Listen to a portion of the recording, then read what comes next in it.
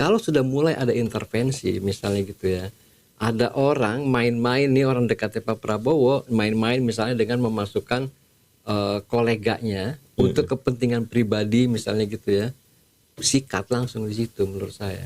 Jangan lama-lama di pertahanan, di pangan dan di energi, sikat langsung.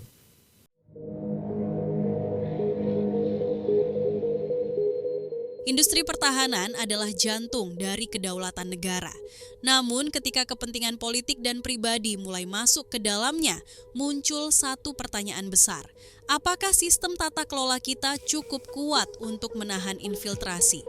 Bersama Heri Gunawan, pengamat BUMN, kita akan membahas lebih dalam soal arah dan ancaman di balik industri pertahanan Indonesia hanya di Kacamata Channel.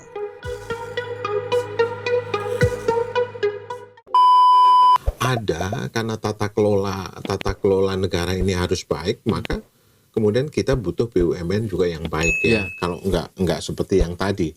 Dan saya harap ini memang benar-benar dijaga. BUMN siapa itu? BUMN yang mengurusi soal pertahanan negara gitu kan ya. Saya juga dengar bahwa Don itu juga maunya ngambil itu. Tapi kan ini sebetulnya kan hak prerogatifnya presiden. Apalagi presiden kita ini seorang tentara gitu. Itu menurut Anda bagaimana? Ya kayak misalnya BUMN pertahanan itu apa, Defense ID lah itu Defense ID ya, di bawahnya ada PAL segala macam gitu ya. Nah, menurut saya yang strategis gini memang seharusnya langsung presiden itu langsung pasang mata melotot gitu ya. Harus ya. Karena bukan apa-apa. Yang namanya industri pertahanan ini kan sangat strategis. Berbiaya mahal dan rahasia negara itu ya jantungnya di sini, pertahanan menurut saya. Ya ini juga harus dijaga gitu. Selain tentu saja di tempat lain soal pangan, energi, pertahanan ini yang mesti dijaga. Itu, dan jangan sampai ada orang-orang sekelilingnya ini yang memanfaatkan. Don maksudnya? Iya Don misalnya gitu ya, karena sebenarnya bukan siapa-siapa di awalnya begini kan, membantu Pak Prabowo. Kalau sudah dia melangkah next levelnya dia itu kemudian sudah menjadi Don, ini kan sudah presiden yang berbahaya. Gitu. Kemudian dia sudah menganggap, paling tidak lingkarannya dia menganggap bahwa ini ultimate boss. Ultimate bossnya mereka itu bukannya Pak Prabowo. Justru ini tadi. Iya, karena sudah dia, Don kan pemimpin tertinggi, Don Corleone itu pemimpin tertinggi gitu. Nah, itu yang berbahaya. Apalagi kalau dia kemudian sudah masuk penetrasi, dia tahu ini jantungnya, misalnya jantung pemerintah negara ini selain ketahanan pangan, soal pangan, energi adalah pertahanan. Ini yang dikatakan oleh Pak Prabowo bahwa geopolitik sekarang itu memang dulu kan kita bilang gini, ngapain perang-perang segala macam. Tapi begitu kita kemarin lihat Israel dan Iran luar biasa itu, maka kemudian kita terbangun. Wah, ini kayaknya kita juga harus bikin ini. Kalau sama Singapura aja, kita bisa bablas gitu kan. Kira-kira begitu. Betul. Jangan-jangan bayangin, siapa yang pernah menyangka bahwa ada perang terbuka seperti itu antara Iran sama Israel? Yang kita tahu itu selama ini Israel dengan Palestina segala macam. Nah, bayangin, kita juga sekarang hubungan kita baik dengan Singapura, dengan Malaysia, apa segala macam, dengan Vietnam, Thailand, Filipina. Tapi kita nggak tahu apa yang mereka kembangkan. Tiba-tiba terjadi karena geopolitik terjadi perang terbuka seperti itu. Nah, itu tiba-tiba kita bisa kaget-kaget gitu loh. Kita masih pakai pesawat lama, gitu kan? Kita masih pakai apa yang dibuat oleh PT Pala, misalnya kita pakai yang lama itu kapal selam yang lambat. Kalau keluarin torpedo itu ibaratnya tuh nggak presisi gitu kan. Kena angin dikit belok gitu kan, bahaya gitu. Itu maksudnya. Nah, jadi ya ini harus dijaga betul gitu. Artinya tidak boleh juga orang lain, Don ataupun orang partai atau segala macam masuk ya. Nah, tentu makanya menurut saya tadi ya, ini Pak Prabowo harus pasang mata yang sangat tajam di sini. Entah itu dia sendiri atau itu lihat orang lain. Kalau sudah mulai ada intervensi misalnya gitu ya, ada orang main-main nih, orang dekatnya Pak Prabowo main-main misalnya dengan memasukkan koleganya untuk kepentingan pribadi misalnya gitu ya, sikat langsung di situ menurut saya. Jangan lama-lama di pertahanan, di pangan dan di energi sikat langsung. Iya, Tutup itu. Meskipun sebetulnya banyak juga kalau di lain pertahanan itu kan 30 orang itu kan main di energi, di energi ada, di pangan ada gitu kan. Yang belum kemasukan pangan, di pertahanan. Iya. Tapi saya dengar ada juga komisarisnya ada dari orang partai segala macam.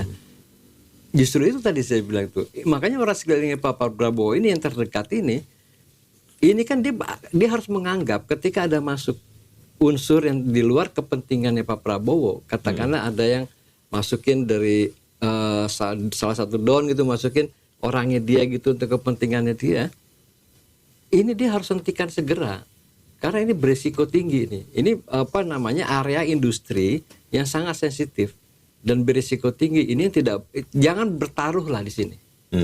Jangan bertaruh lah. Jangan ngambil sesuatu yang kira-kira nanti itu jadi kerugian kita semua. Iya. Betul, ini jangan bertaruh di sini. Mana ada industri pertahanan, semua industri pertahanan di luar negeri juga sensitif kan sifatnya itu. Dan tertutup gitu. Gitu ya. Kalau kemudian ada penetrasi partai apa segala macam di situ. Taruh yang lain lah gitu. Nah, iya. Kira-kira begitu. Silakan cari.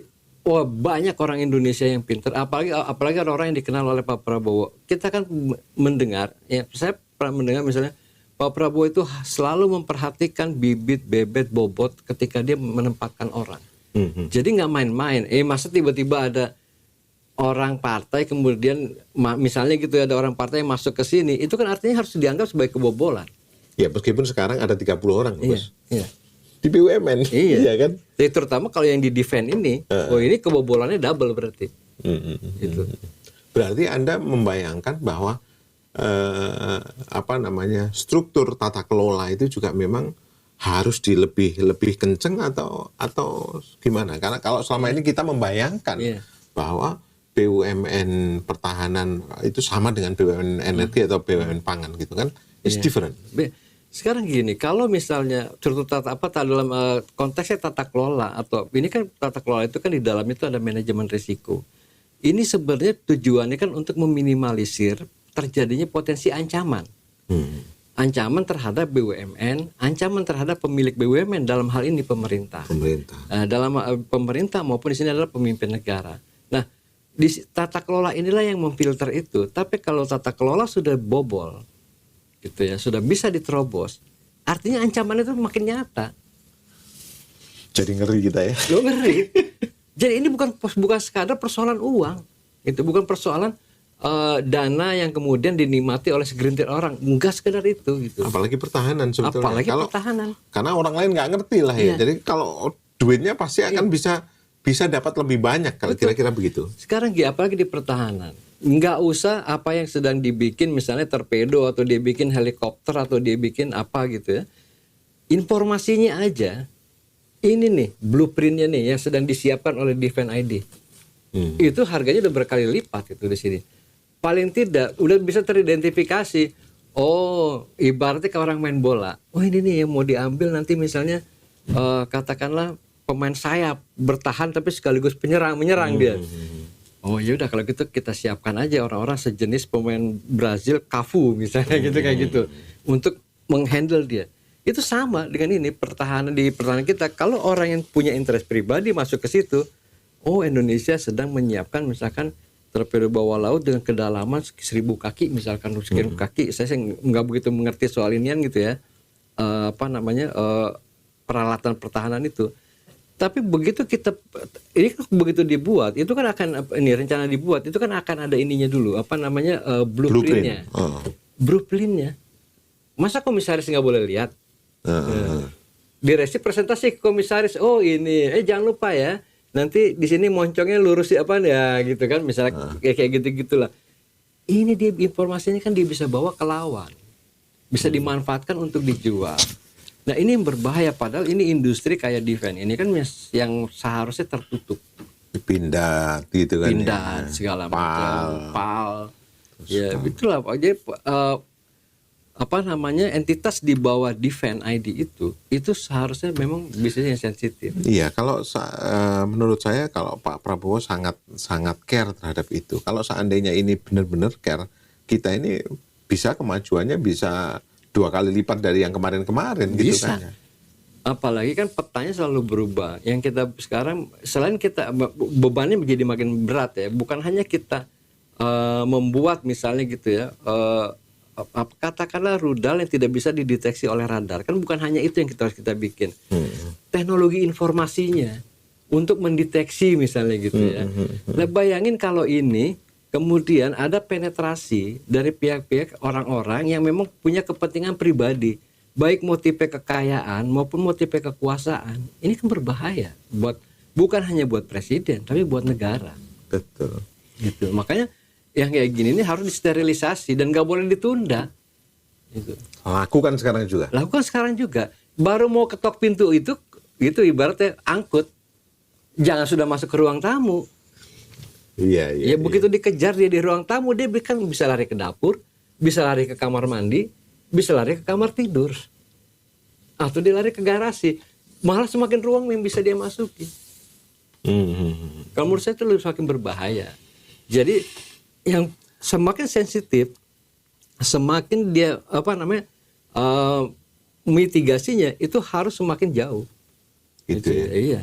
Kalau perlu dari pagar itu begitu. Jadi memang harus dijauhkan lah dari orang-orang partai, para don dan segala macam yang punya kepentingan. Menurut saya don kepentingannya nggak apa-apa, cuman duit gitu loh. Tapi kalau cari duit jangan di sini dong, gitu kan ya, kira-kira. Banyak di tempat yang lain. Ya. Udahlah, kita semua tahu bahwa sebenarnya ya ibaratnya gini lah, tidak ada pemerintahan atau organisasi usaha yang tanpa lemak. Tanpa lemak ya. Ada lah yang cemilan-cemilan gitu. Kita percaya itu ada. Tapi yang paling penting, tujuan utamanya itu harus dikerjakan. Harus dipatuhi itu. Harus direalisasikan gitu. Ibaratnya kalau si A dipercayakan untuk mengelola perusahaan. Perusahaan ini harus untung misalnya katakanlah X rupiah. Penuhi ini dulu. Tapi ketika Anda sudah memenuhi ini, kemudian si A ini, saya mau bikin proyek ini pengadaan, saya ajaklah teman saya misalnya gitu ya. Udahlah orang tutup mata. Tapi kan manfaatnya ini sudah diperoleh gitu. Artinya dia sudah melakukan jalan. Tapi kalau dia selalu cawe-cawe ini ya itu menarik ya. Kita mungkin perlu banyak lagi berbicara. Iya. Terima kasih teman-teman sekalian. Ini luar biasa perbincangan kita ini hari ini. Banyak berdaging ya. Karena apa? Karena beliau juga kan mantan wartawan. Jadi dapatnya itu dapat juga dari mana-mana gitu kan ya.